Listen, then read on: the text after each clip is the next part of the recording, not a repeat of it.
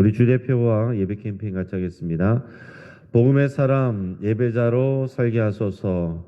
우리는 가정의 예배자입니다. 우리는 영적 예배자입니다. 우리는 삶의 예배자입니다. 아멘. 묵상 말씀 고린도전서 16장 16절 우리 세 번 같이 합니다. 이 같은 사람들과 또 함께 일하며 수고하는 모든 사람에게 순종하라. 이 같은 사람들과 또 함께 일하며 수고하는 모든 사람에게 순종하라. 이 같은 사람들과 또 함께 일하며 수고하는 모든 사람에게 순종하라. 아멘. 하나님께서 오늘 우리에게 주시는 말씀은 민수기 33장 50절부터 34장 29절까지 말씀입니다. 오늘 본문을 통해서 우리가 승리의 원칙이라는 제목으로 말씀 연회를 같이 나누겠습니다. 지난 1924년 파리 올림픽 육상 400m에 에릭 리델이라는 사람이 그런 선수가 출전을 했는데 그 예선에서 최고의 기록을 수립을 했습니다. 그래서 누가 봐도 금메달이 유력했습니다. 자, 그는 예선 때 출발선에 서 있는 흑인 선수와 같이 악수를 나누는 등 숱한 화제를 뿌렸습니다.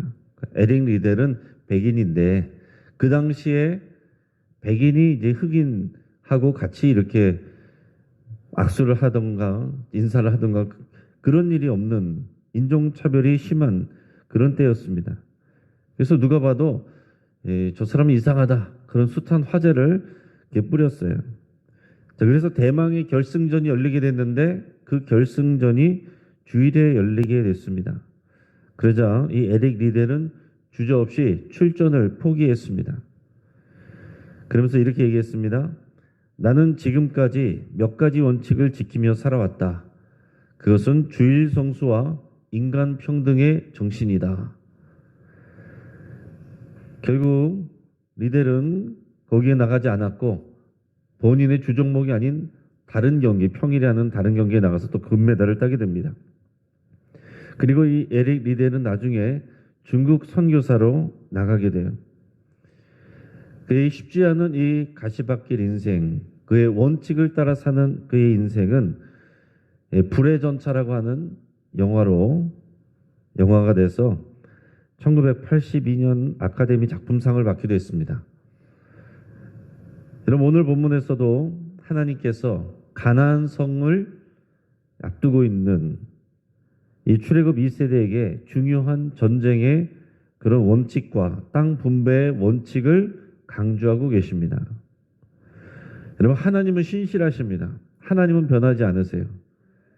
중요한 것은 남은 것은 뭐냐면 이스라엘 백성이 하나님의 백성이 하나님이 주시는 원칙을 잘 지키며 사는 것입니다.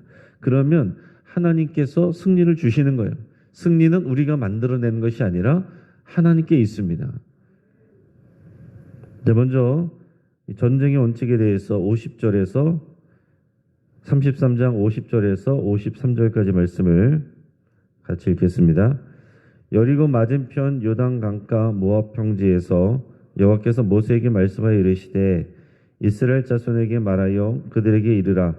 너희가 요단강을 건너 가나안 땅에 들어가거든 그 땅의 원주민을 너희 앞에서 다 몰아내고 그 새긴 석상과 부어 만든 우상을 다 깨뜨리며 산당을 다 헐고 그 땅을 점령하여 거기 거주하라.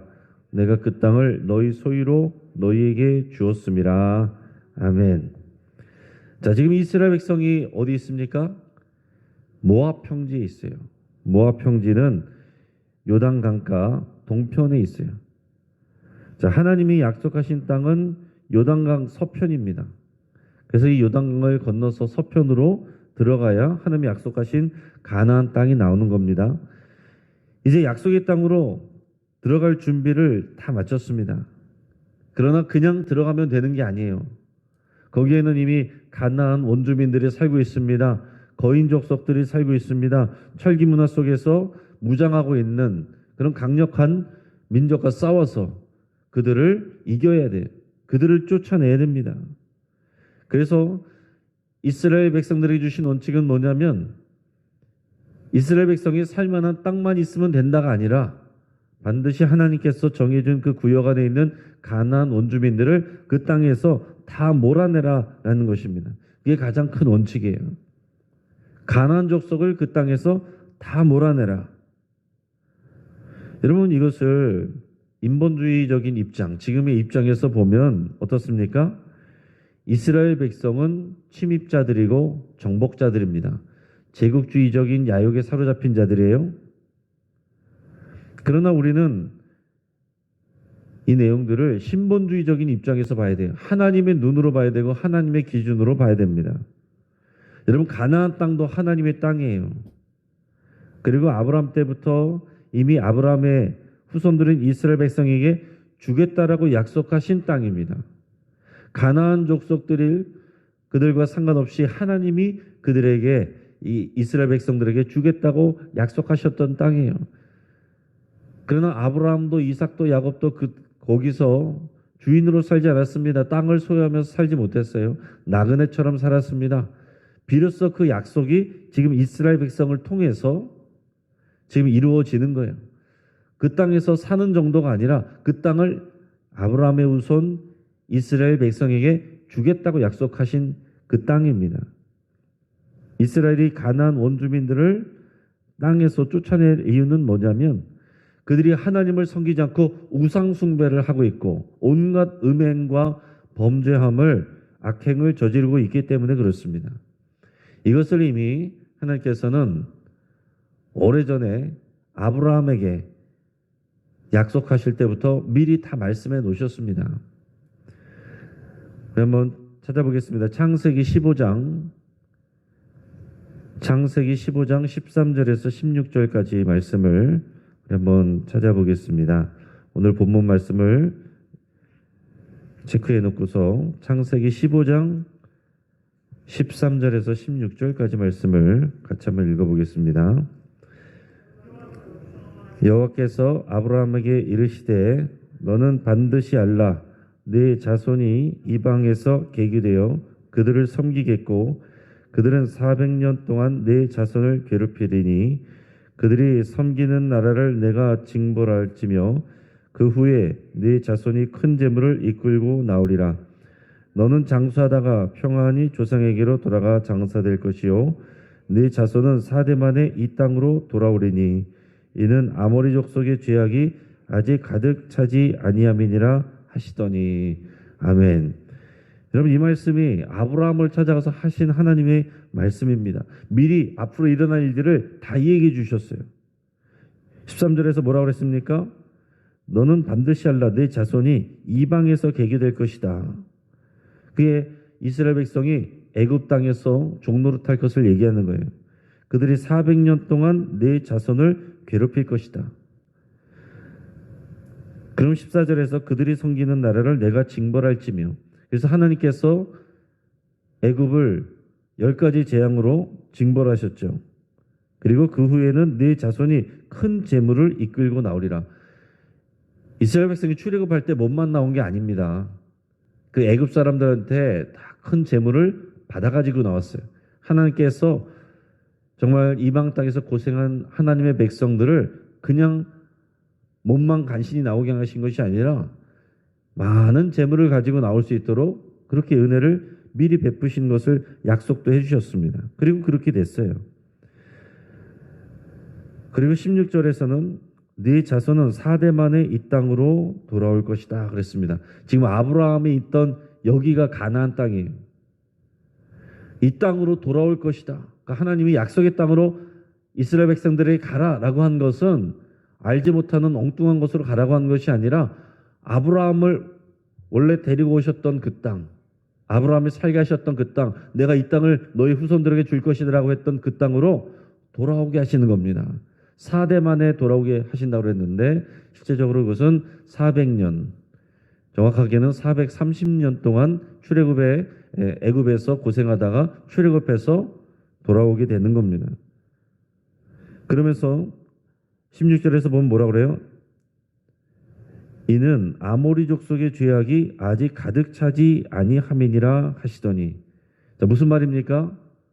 지금 당장의 이스라엘 백성을 이 땅을 주지 않는 것은 아직 가나안 땅의 원주민들의 그 죄악이 가득 차지 않았기 때문이다. 아직은 하나님께서 그들을 징벌할 때가 아니라는 거예요.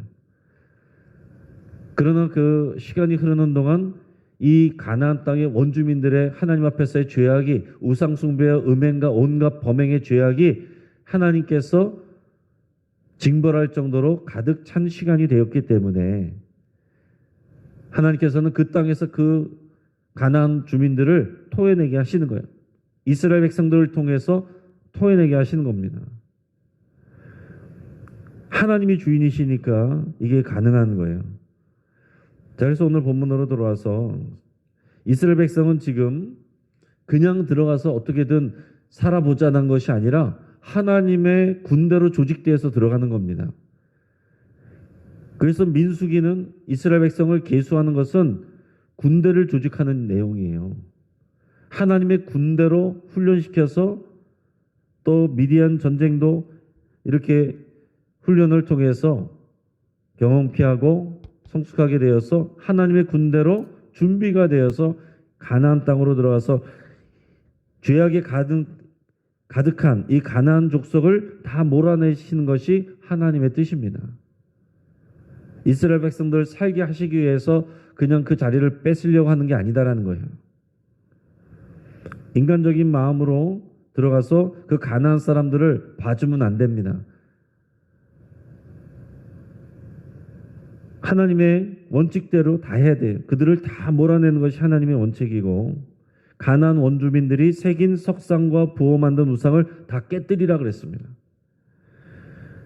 자, 새긴 석상, 돌을 깎아서 만든 우상들이에요. 부어 만든 우상, 끓인 쇳물로 부어서 만든 그런 우상들이에요. 이걸 다 깨뜨려라. 그리고 산당, 주로 높은 곳, 산이나 언덕 위에다 세워놓은 그 제단들, 그런 것들 다 헐어버려라. 그래서 이 산당을 깨뜨리는 거, 이 석상과 우상들을 깨뜨리는 거, 이것이 하나님 앞에 이 이스라엘 백성이 순종하는 중요한 기준이 되고 원칙이 됩니다. 나중에 왕정이 들어서도 계속 이것을 하느냐 못하느냐, 그 왕에 대한 평가가 여기에서 다 나와요. 그런데 보면 나중에 가서 그 왕들도 다 잘했지만 나중에 보면 산당은 제하지 아니하였더라, 이런 내용들이 계속 나옵니다. 그러니까 철저하게 하나님 앞에 그 원칙을 다 지키는 사람들이 많이 없었다는 겁니다. 그 땅을 하나님과 언약을 맺고 하나님 말씀에 순종하는 거룩한 백성이 들어가서 거주하며 사는 것, 그래서 그 땅이 하나님의 거룩한 나라가 되게 하는 것, 이게 하나님의 뜻입니다. 그냥 쫓아내고 끝이 아니에요. 들어가서 거기 살아야 돼요. 거기 살아야, 거룩한 백성이 거기 살아야 그 땅이 거룩해집니다. 땅은 다 하나님의 것이고 그 땅에 사는 사람들이 범죄하면 토해내게 하는 거예요. 이스라엘 백성도 마찬가지입니다. 그 땅에서 우상 숭배하고 하나님의 원칙들을 지키지 아니하면 그 땅이 토해내게 하는 거예요. 그래서 나중에 남유다는 그 땅에서 살지 못하고 어떻게 돼요? 바벨론으로 끌려가서 70년 동안 고생하다가 오게 되는 것입니다. 자, 우리는 생각할 수 있어요. 오히려 가나안 사람들과 함께 살면서 그들을 변화시키고 그들 전도해서 같이 더불어서 잘 살면 되지 않겠는가? 우리의 순진한 생각입니다. 여러분, 우상 숭배와 음행의 유혹은 거룩한 삶을 살고자 하는 우리의 열심보다 훨씬 더 강합니다. 여러분, 그래서 우리가 믿지 않는 사람과 결혼하는 것, 그래서 어려운 거예요. 전도해서 살면 되지 뭐. 그런데 그만큼 그게 쉽지가 않습니다. 물론 이제 그렇게 사는 경우도 있어요. 전도해서 다 변화시키고 그런 경우들도 없지 않아 있습니다. 그러나 훨씬 더 많은 경우는 믿지 않는 사람과 결혼했다가 교회 가는 것도 핍박받고 눈치 보고 고통당하고 눈물 흘리는 그런 사람들이 많습니다. 그래서 핍박받는 가정에서 자란 사람들은 꼭 믿는 사람들하고 결혼하려고 그렇게 하고, 믿는 집안에서 태어난 사람들은 그게 귀한 줄을 모르고 아무하고나 결혼했다가 나중에 피눈물 흘리는 경우들이 얼마나 많은지 모릅니다. 이런 모압 땅에서 일어난 이 바알본 사건을 여러분 생각해 보시기 바랍니다. 모압과 미디안 여인들이 우상제사에서 이스라엘 남자들을 초대했을 때 이스라엘 남자들은 손쉽게 넘어갔어요. 그렇게 훈련을 시키고 가르치고 제사 드리게 하고 했는데 예쁜 여자들이 와가지고서 향수 뿌리고 와서 또 야시시한 옷을 입고 와서 다 우리 축제하는 데 가자고 하니까 다들 그냥 할렐루야하고 다 따라가는 거예요. 우상숭배와 음행의 유혹을 가볍게 보았기 때문에 그렇습니다. 지금도 마찬가지예요. 온전히 하나님을 예배하고 섬기는 것 쉬운 일이 아닙니다. 조금만 날씨가 좋아도, 조금만 휴일이 생겨도 이제는 하나님 앞에 오는 것이 얼마나 어려운지 모릅니다. 주 5일째 되면서 그럼 점점 우리가 선진국으로 가면서 주 5일째 되고 노는 날이 많아지고 쉬는 날이 많아지고 휴일이 많아지고 또 돈은 많아지고 이런 유혹이 오히려 핍박보다 하나님을 섬기지 못하게 하는 더 큰 장애물이다라는 얘기입니다. 북한 땅에 있는 그리스도인들은 핍박과 고난 속에서 목숨을 걸고 하나님을 믿지만 오히려 부유함 속에서 많은 시간의 여유가 있는 속에서 살아가는 우리 한국교회 교인들은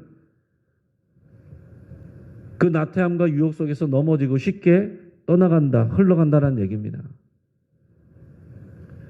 또 믿음의 부모들은 그래도 어찌어찌해서 내 믿음을 지키지만 믿음의 자녀들은 그 소중함을 잘 모르고 이 세대 속에서 흘러가는 경랑 속에서 그냥 휩쓸려 가버리는 거예요. 그래서 여러분 믿음의 집을 만들기도 어렵지만 믿음의 명문 가문을 만든 것은 더 어려운 일이에요. 믿음의 3대, 4대 가는 것은 더 큰 일이고 더 중요한 일인데 그 일이 쉽지가 않은 것입니다. 이어서 우리 55절, 56절 같이 있습니다. 너희가 만일 그 땅의 원주민을 너희 앞에서 몰아내지 아니하면 너희가 남겨둔 자들이 너희의 눈에 가시와 너희 옆구리에 찌르는 것이 되어 너희가 거주하는 땅에서 너희를 괴롭게 할 것이요 나는 그들에게 행하기로 생각한 것을 너희에게 행하리라. 아멘. 만약 원주민을 남겨두면 뭐 그렇게까지 할 필요 있어? 그냥 같이 삽시다. 이렇게 내버려 두면 그들이 어떻게 된다고요? 눈에 가시가 되고 옆구리에 찌르는 그런 재앙이 될 것이다라는 거예요. 그렇게 되면 그 가나안 족속에게 행하려고 했던 하나님의 징계가 하나님의 백성들에게로 향할 것이다. 이렇게까지 말씀을 하시는 겁니다. 그리고 실제로 그렇게 됐어요. 이스라엘 백성들이 쫓아냈는데 결국에는 100% 순종을 못합니다. 결국에는 거기 남는 사람들이 생겨나요. 그래가지고 더불어 살다가 결국에는 그들의 우상 숭배와 음행에 젖어들게 됩니다.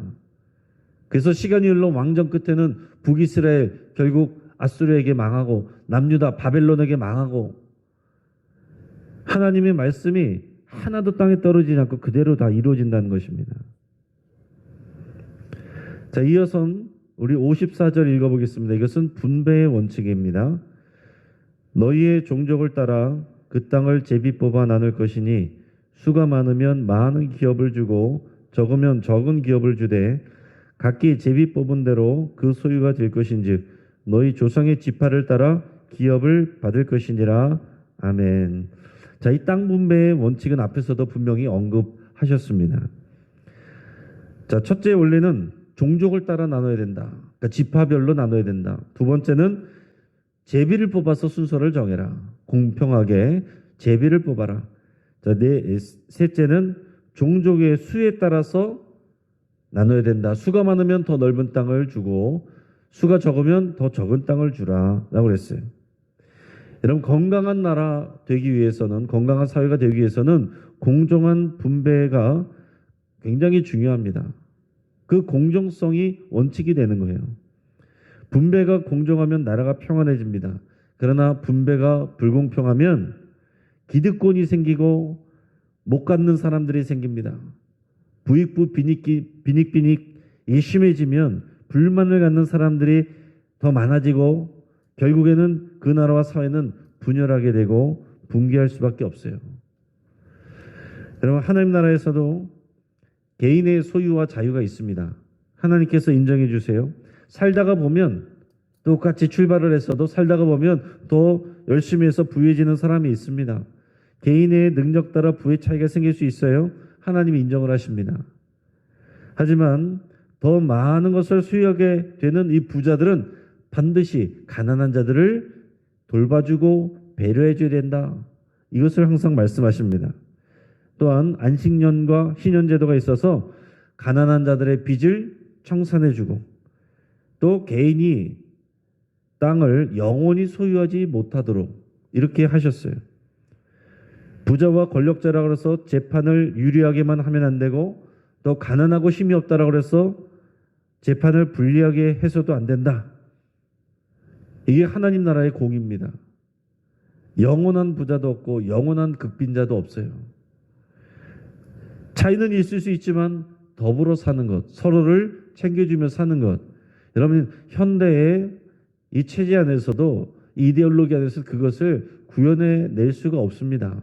인간의 욕심 때문에 사회주의가서도 그렇고 자유주의에서도 그렇고 자유민주주의에서도 그렇고 자유를 인정하면 차이가 심해지고 사회주의 가서는 결국 그것도 거기 기득권이 생기고 그 안에서도 또 건강한 경쟁과 발전이 일어나지 않고 이 하나님의 나라는 하나님의 법칙, 사랑과 공의의 원칙을 따를 때에 이루어질 수 있는 그런 탁월한 하나님의 나라의 제도예요. 하나님의 왕이시고 사랑과 공의의 원칙을 따르면 모두가 만족할 수가 있게 되는 그런 나라입니다. 이제 말씀을 정리합니다. 삶의 원칙이 중요해요. 삶의 원칙이 없으면 좌충우돌하게 되어 있습니다. 각자 자기 소견에 오른 대로 살다가 하나님의 뜻을 이루지 못하고 죽게 됩니다. 하나님 나라와 신앙생활에도 하나님의 주시는 원칙을 지키는 것이 중요해요. 약속의 땅에 들어갈 이스라엘 백성이 지켜야 될 원칙은 전쟁에 대한 것과 분배에 대한 것이었습니다. 전쟁을 통해 가나안 족속을 완전히 몰아내고 우상을 척결하는 일이었고 그리고 땅을 공평하게 분배하는 일이었어요. 그 뒤에 보면 중간에 하나님께서 약속의 땅에 경계를 주십니다. 그리고 새로운 지도자들을 세우세요. 지도자를 세우는 걸 보면 제사장 엘라살과 지도자 여호수아입니다. 이제 완전히 지도자들이 바뀌어요. 모세와 아론에서 여호수아와 엘라살로 이제 바뀝니다. 그리고 이제 지파의 새로운 지휘관들을 세우시는데 10개 지파의 지휘관들을 얘기하십니다. 정확히 말하면 9지파 반이에요. 왜냐하면 2지파 반, 르우벤 지파, 갓 지파, 그리고 므낫세 중에서 절반, 반 지파는 요단강 동편에 그냥 자리 잡고 있겠다고 그랬거든요. 그래서 나머지 9지파 반, 실제로는 이제 10개 지파가 되겠죠. 그 10개 지파의 새로운 지휘관 이름들을 얘기해 주는데 다 새로운 사람들입니다. 딱 한 사람만 알던 사람이에요. 그게 누구냐면 갈렙입니다. 갈렙만 빼고는 모두 새로운 지도자로 다 바뀌어요. 무슨 얘기입니까? 이제 새 시대 새로운 지도자를 통해서 이제 새로운 하나님의 역사를 이루신다는 거예요. 우리도 하나님의 원칙들을 배우고 순종하여서 승리하는 그런 삶의 주인공이 되시기를 주의 이름으로 축복합니다. 같이 한번 기도하겠습니다. 오늘 말씀을 붙들고 같이 기도할 때에 공의와 사랑의 하나님의 그 원칙을 잘 배우고 순종하기를 여러분 결단할 수 있게 바랍니다. 또 우리의 삶에서 우상 숭배와 음행의 그 가능성도 그 모양이라도 여러분 다 끊어내고 몰아내기로 여러분 결단할 수 있길 바랍니다. 갈렙처럼 처음부터 끝까지 하나님의 약속을 누리고 또 믿음의 가정, 믿음의 명문 가문을 이루기를 여러분 기도하시기 바랍니다. 우리 가정을 위해서 기도할 때 우리 자녀들이 믿음 안에서 여호수아와 엘라살과 같이 새로운 리더들로 쓰임받고 세움받기를 위해서 여러분 간절히 기도할 수 있기를 바랍니다. 또 우리 영식교회가 신앙의 원칙을 잘 지켜서 경건하고 정결하며 사랑으로 하나 되고 새로운 리더들이 계속 배출되기를 위해서 함께 기도하겠습니다. 우리 선교를 위해서 기도할 때 우리가 또 후원하고 기도하는 선교지들, 선교사님들 위해서 이름 불러 같이 기도하겠습니다. 이 시간 주여 한번 부르짖고 합심해서 함께 기도합니다. 주여! 할렐루야. 하나님 아버지 감사를 드립니다.